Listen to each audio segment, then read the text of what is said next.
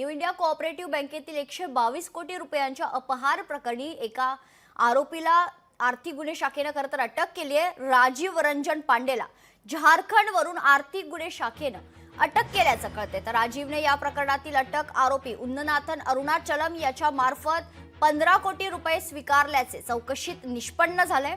आरोपी राजीवला किल्ला कोर्टात हजर केला असता 28 तारखेपर्यंत म्हणजेच 5 दिवसांची पोलीस कोठडी सुनावण्यात आली आहे।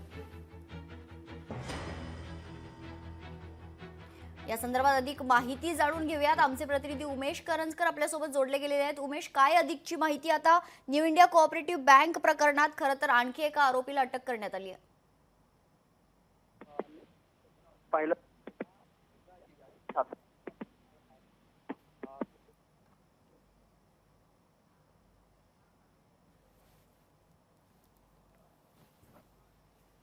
तो उमेश यांचा आवाज खरं तर आपल्यापर्यंत पोहोचत नाहीये। मात्र आता न्यू इंडिया कोऑपरेटिव्ह बँक प्रकरणात आणखी एका आरोपीला अटक करण्यात आलेली आहे आणि त्याला 5 दिवसांची पोलीस कोठडी सुनावण्यात आली आहे।